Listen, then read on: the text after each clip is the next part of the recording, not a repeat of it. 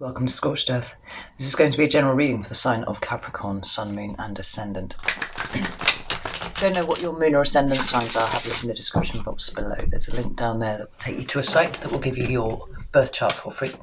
And then you should come back and watch the videos for your Moon and Ascendant signs, because it'll give you a better idea of what's going on with you generally. You may even find that you resonate with your rising sign more than you do with your sun sign.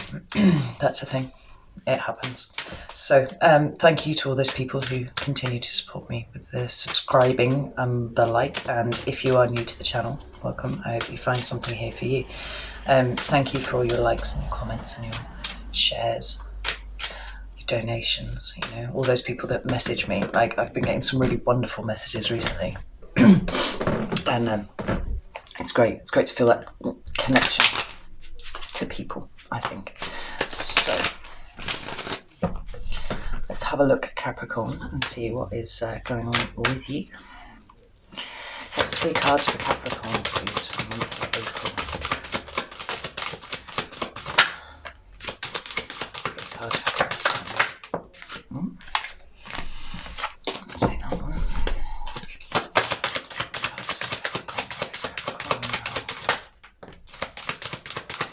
And what's coming towards Capricorn, please? Hello. Wow. At the bottom of the deck, we've got the 6 of Pentacles. It talks about balancing out. Oh, and directly underneath that, we've got the 3 of Wands. 6 of Pentacles and sometimes talk about charity, but I don't feel like that's relevant here. I feel like it's you gaining a certain equilibrium of your financial resources, potentially, or, you know, other resources. Take it as it resonates to you. But there's a sense of you equalizing yourself, which is really good, really important. Oh God, excuse me, got hiccups. Let's have a look. Yeah.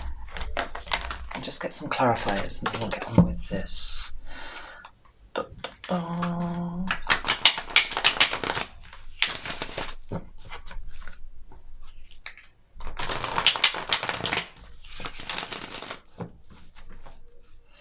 Should just tell you actually. So the card for your recent past is the 9 of Wands. Your current energy is the Queen of Wands, and what's coming towards you in April is the Devil, or the Horned One, as it is in this deck, and that is your card, which is awesome. If you've been feeling a little out of sorts recently, the combination of the Devil and the 6 of Pentacles is definitely a sign that you are starting to align your energy a little better with where it should be. So, what about the 9 of Wands? Page of Pentacles. Tell me about the 9 of Wands.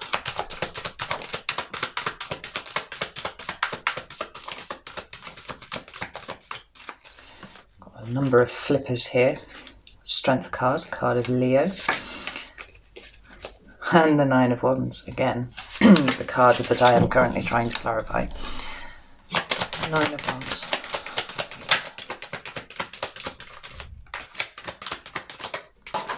There it is. Knight of Pentacles. Ooh, I like that. I like that very much for you, Cappy. Tell me about the Queen of Wands.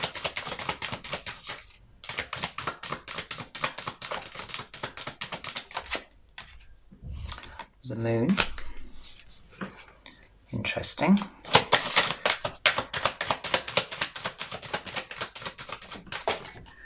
And the 3 of Wands again.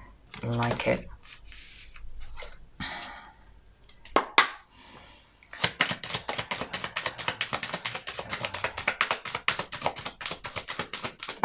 Oh.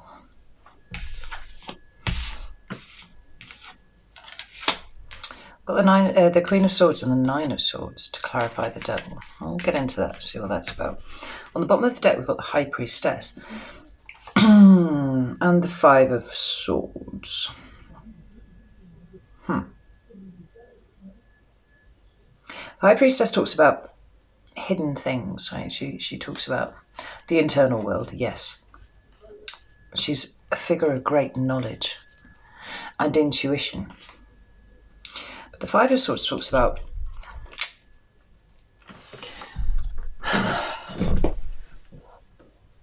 unstable communication. And so the two of them together sort of suggest that there's things hidden. We'll get to it. I've lost my piece of selenite. Let's see here it is. So the first card that you've got is the Nine of Wands, and that talks about it's a fairly battered card, actually. Like this character here, you know, he's all bandaged up, and he's got his head in a bandage, and he's leaning on one of these wands, and he's got the rest put up here. Now, often this can talk about boundaries, right? The erection and maintenance of healthy boundaries, but I don't get that feeling off that today. It feels more like it's you having to have put an awful lot of effort into something. Now, it's not the Ten of Wands, so it's not been too much effort, but it has been a sustained campaign of effort towards something. And remember, this is in your recent past, kind of touching on your present there.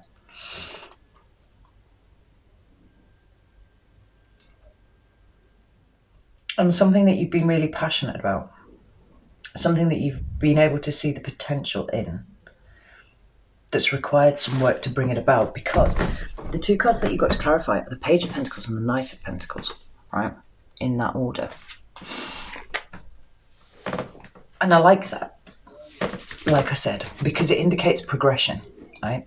If the Page of Pentacles is like a new start, and often it is, you know, it's somebody understanding the value of something that they hold in their hands and wanting to put in the effort to progress with that, as earth signs do. This is something that you've had your eye on, right? Maybe you've got a 5-year plan. My ex-husband was Capricorn, and he always had a 5-year plan. But you started off with something, and you've increased, not increased its value, no. What you've done is made some movement along the road to the end goal that you have, right? Page of Pentacles is often a student, right? It's somebody who's starting low, right? But they get their head down, they knuckle down, they work. And now we're at the Knight of Pentacles. Like, this is movement towards something. And I do feel like it's some sort of thing, it's something that you feel very passionate about. I'm looking at this the new growth on the wands there. It's something that's been an awful lot of hard work, but you can see the potential for it. And that's why you have carried on, even though at times you kind of would have felt like you wanted to just fucking bail on it, to be honest. It's interesting because this Page of Pentacles is kind of, he's gazing at the pentacle, and he's captivated by it. There's the kind of like, you know,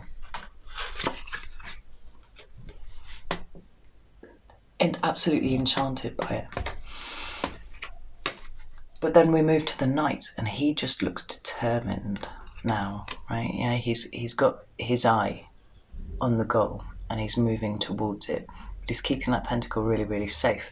You know, whatever that pentacle indicates to you. Now, in your current energy, you've got the Queen of Wands. Now, this could be strictly Aries, actually, but it could be a Sagittarian or a Leo in your midst. It doesn't have to be a woman that you know you're putting a lot of attention on at the moment, perhaps. But if not, if it's energy, and I generally tend to prefer to interpret the court cards as energy in these general readings, then this is somebody who is entirely present, right? She's confident, she's got high self-esteem, she knows her worth, right? Absolutely knows her worth. And she's got the same fixed look of determination on her face that the Knight of Pentacles does as well. You know, we've gone from the Page to the Queen, and to the Knight, and now to a Queen. There's a certain receptivity about this. Like, of all the queens, this is the one who will go out and get what she wants, right? She doesn't tend to sit still very much, whereas there's this kind of static quality to all of the other queens, because there's such a receptive energy. They wait for things to come to them. Like, she will wait for things to come to her for a while, but if there's something that she wants and she sees it, she's going to pounce like a cat on what it is that she wants.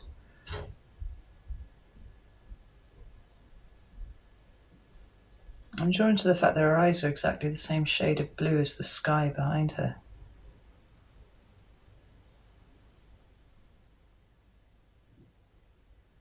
Yeah, she's sat in a really strong, kind of powerful position, like the Queen of Wands always is. A friend of mine called the Queen of Wands the hooker queen, because she's always sat with her legs open. There's a certain level of sexual dominance about a Queen of Wands. But it's powerful. You are feeling powerful in this minute.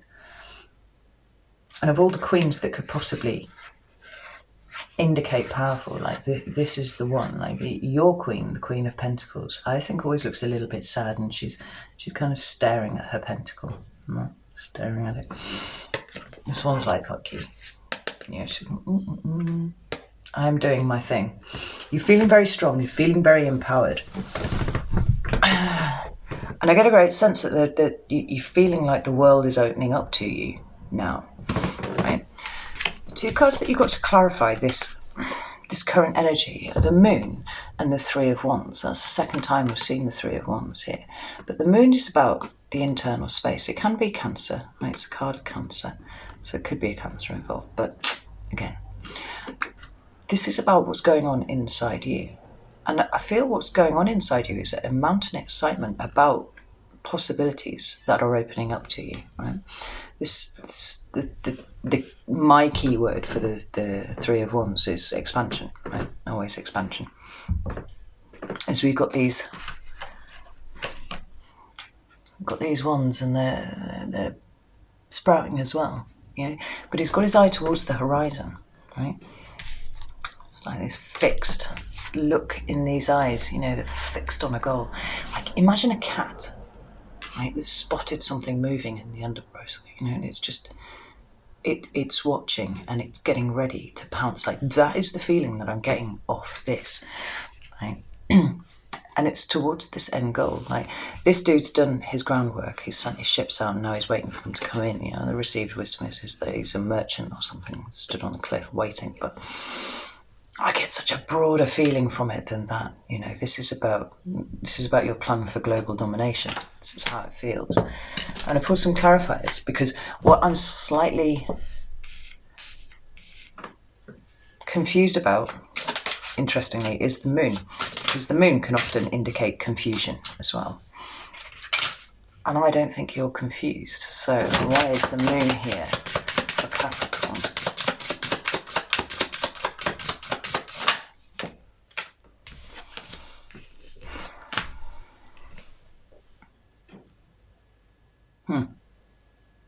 What you've got is the Seven of Cups. So maybe you are slightly confused, but I think it's confused in the best possible way, because what the Seven of Cups talks about is options, right? There's lots and lots of things that are now open to you. I think confusion, if you have it at this point, is more to do with the number of options that are now available to you, given what work you've put in here and here to get where you are. Like suddenly there's a whole wealth of opportunity that is open to you, and you are just sort of overwhelmed with all the things that you could do.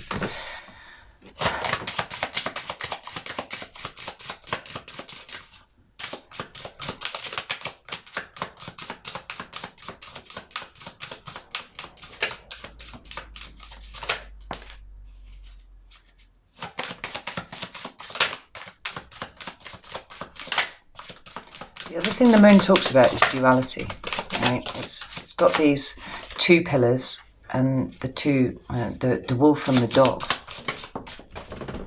And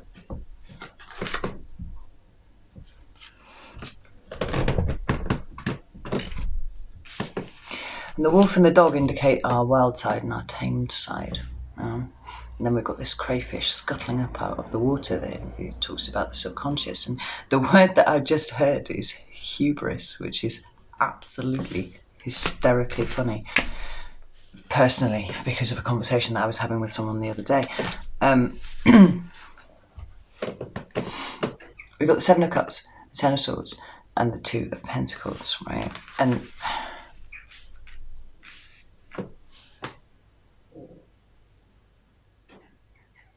moon talks about balance. It talks about, two sides to things. The Two of Pentacles talks about these two sides to things. The Seven of Cups talks about a bewildering array of options before you.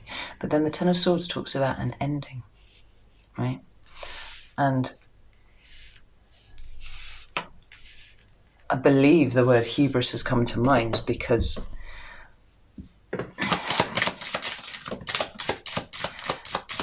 somewhere deep in you, you don't quite trust this, I think. You get outwardly confident. You've got everything opening up to you the way that almost better than you'd planned.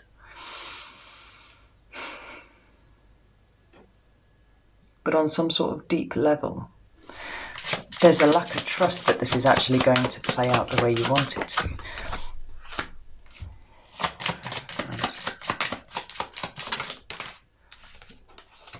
Ace of Swords. Yeah, see, we've got Temperance at the bottom of this deck as well, which talks about balance. Like, I think that you have done so well with something that now you are actually terrified of fucking it up with hubris, actually. But you don't trust it. We've got the Hierophant here. And the Hierophant to me speaks about established structures. So it can be schools, it can be religion, it can be that sort of thing, but it can be business, right? It can be moving into a position that is quite high up in a business. It's a very committed card, the Hierophant. It's the card of Taurus. And then we've got the Ace of Swords, which is about truth and reason and intellect. We're having it's really low key and almost to the point where you're not really acknowledging it. But things are just going a little too well. Like, it's almost like some small part of you is waiting for it to cock up in some way.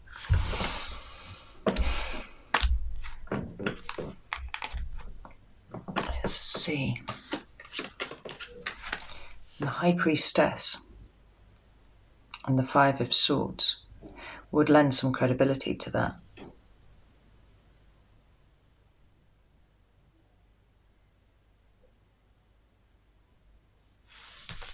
Because this is quite a hubristic card. And this is secretly underneath, right? You've got to let that go, Capricorn, right? First rule of manifestation, things exist twice, right? First in your own head, and then secondly when you produce them, when you put in the work to make these things happen, right? You've put in the work, you've created the thing, you've made it happen, right?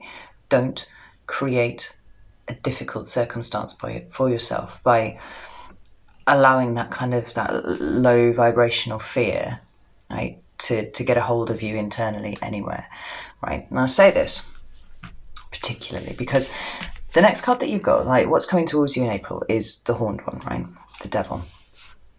And this is your card, and I really like to see this here because this is your energy, right? It's quite rooted in the material, but this is what Capricorn is very good at producing, right? You put your head down, you work really, really hard. Your work ethic is second to none, right? And you're on that train right now. But the two cards that are clarifying are the Queen of Swords and then the Nine of Swords, and it almost feels like this is the two positions that your internal space is kind of warring with itself about, right? The Queen of Swords is extremely bright, yes, but she kind of puts emotion to one side and she conducts herself purely only on a logical basis, right? She's all about reason and notions of right and wrong, actually, that sort of thing. But she's a very pure energy. It's not that she doesn't feel emotion, it's just that she doesn't see the value of including it when she's got decisions to make about stuff. And then we've got this, which is a card of huge overthinking, right? And it's overthinking rather than anything else, because these swords are neutrally placed, right? This person's up in the middle of the night worrying about things, covering your face, you know, having a very difficult time mentally, completely at odds with the Queen of Swords. But there's a fairly neutral value to these swords. Yes, they're stacked up, but they're stacked horizontally. They're neutral, right? So you're overthinking, worrying about nothing. Well, what you're worrying about has very little basis in reality. So tell me about this Nine of Swords.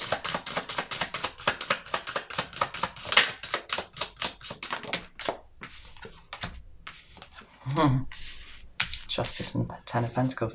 Yeah, like, the other thing for me that the Queen of Swords is the lower echo of justice, right? She's like the representation of justice in the minor arcana. And here she is popping up again to clarify the Queen of Swords, right? Justice here. Ten of Pentacles, Justice, and the Empress. Now, it could be that you've got a new job. That's possible. I mean, the key word for the Ten of Pentacles for me is, well, for other tarot readers really, is the complete material fulfillment, right? It's sometimes called the inheritance card, but it's about all of your material needs being taken care of, right? It's a card of commitment as well. So that can be family, that can be job, that can be work, all that sort of thing.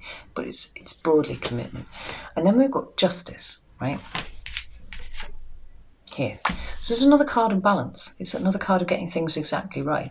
But it talks about, more broadly, it talks about karma and things like that. And I'm drawn to the trees in this card. Right? We're back to this notion of work, planting seeds in the ground, nurturing them like earth signs do, with a view to a plan in the future, And your trees have grown, right? They've got good roots and they're grown up behind this justice figure here. You've done all of the work, you've been committed to it, and you are about to receive the benefit of that. And then the Empress, which is the card of Taurus for me, or it's Libra for some people, but it's about fertility and abundance. It's about bringing new things into the world, and what you're bringing into the world is, what you're bringing into your world is material abundance. That kind of thing. The overthinking is completely unnecessary. A Nine of Swords.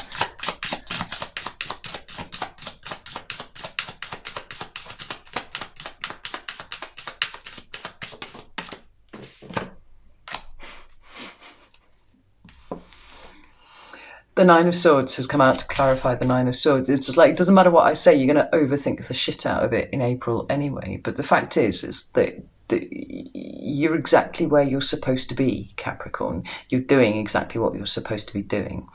And the only thing that you're going to achieve by overthinking it, whether you're going to listen to me or not, is make things hard for yourself, right? You run the risk, actually, of potentially manifesting that thing that you are concerned about. So you need to stop. How about the Nine of Swords twice, please?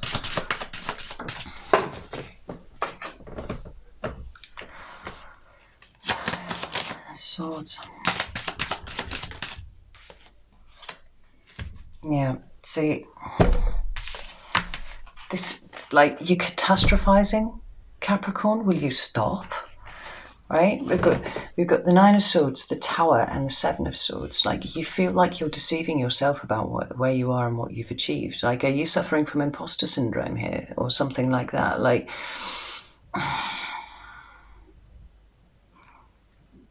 I would be utterly terrified at this point if the Magician came out, right? If the Magician had been one of these cards, I would have said, you are actually on the brink of manifesting that very thing that you are worrying about, what you are catastrophizing at the moment. But thankfully it hasn't appeared yet. But it's still a concern. It's still a thing. It's still something to worry about. You are not deceiving yourself. It's not all going to go wrong. Stop fucking worrying about it. Right? Stop. You're capable. You're intelligent. You've put in the work. You've done all of the groundwork. There's nothing to go wrong now. Right? Unless you manifest something to go wrong, which is possible with the amount of overthinking that is indicated here. You know, don't be afraid, just embrace it. It's all cool. You've got the Six of Wands at the bottom of the deck and the Three of Pentacles here. The Nine of Pentacles directly underneath that. Right?